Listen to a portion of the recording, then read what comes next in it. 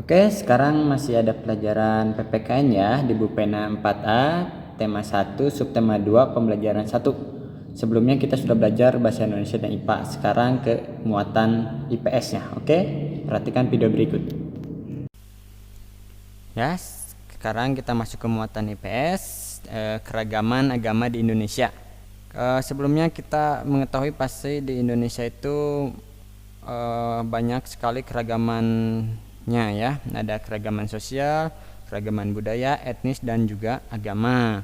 Nah, di kelas kamu pasti memiliki teman yang beragam agamanya ya.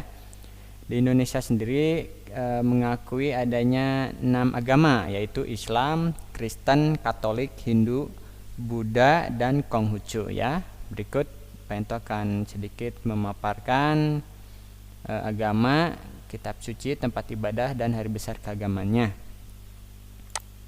Yang pertama ada agama Islam ya. Agama Islam, kitab sucinya Al-Quran. Ini gambarnya. Al-Quran biasanya dalamnya itu hurufnya dari huruf Arab ya. Langsung jadi diterjemahkannya mungkin ada buku versi lain ya. Untuk tempat ibadahnya masjid. Ini gambarnya, banyak modelnya juga ya. Untuk masjid ini ada yang ada kubahnya yang kayak bola atasnya, ada yang banyak menaranya seperti itu. Sesuai tempat dan lingkungannya, menyesuaikan. Selanjutnya hari besar keagamaan untuk Islam. Yang pertama ada hari raya Idul Fitri, hari raya Idul Adha, tahun baru Hijriyah, Maulid Nabi Muhammad SAW ya, Isra Miraj. Ini untuk hari besar keagamaan agama Islam. Selanjutnya ada agama Kristen, kitab sucinya Alkitab. Ini gambarnya. Alkitab yang di Indonesia biasanya sudah diterjemahkan ke dalam bahasa Indonesia ya. Jadi lebih mudah dipahami. Tempat ibadah gereja. Nah, ini tempatnya gambarnya. Ini juga sesuai lokasi ya biasanya. Tergantung lokasi menyesuaikan. Selanjutnya hari besar keagamaan Kristen. Ada hari Natal, hari Jumat Agung, hari Paskah, kenaikan Isa Al-Masih ya. Kemungkinan ada beberapa yang sama dan beda untuk yang beragama Katolik.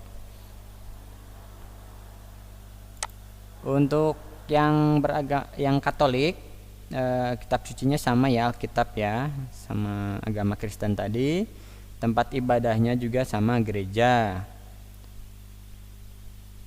Bedanya di dalam gereja Katolik itu di salibnya itu biasanya ada Yesus ya, maksudnya menyerupai Yesus, patung Yesus kayak gitu di salibnya. Kalau yang di Kristen tidak ada. Tadi untuk Katolik hari besar keagamannya juga sama ya, ada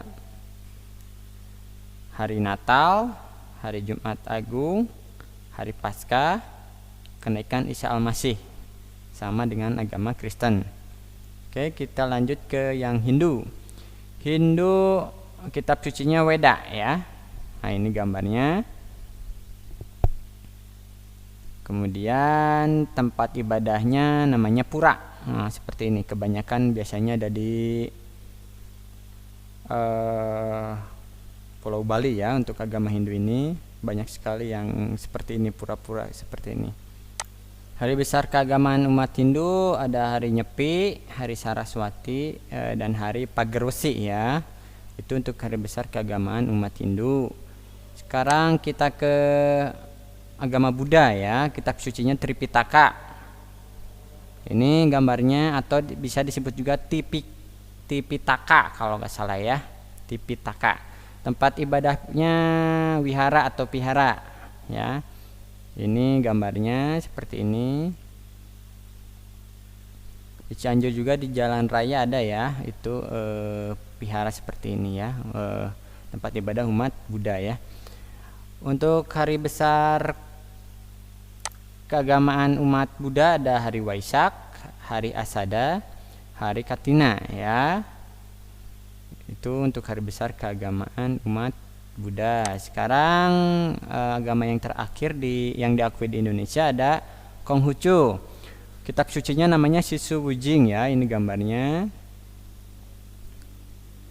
Ini juga sudah diterjemahkan ya, ada tulisannya diterjemahkan oleh Majelis Tinggi Agama Konghucu Indonesia atau Matakin ya.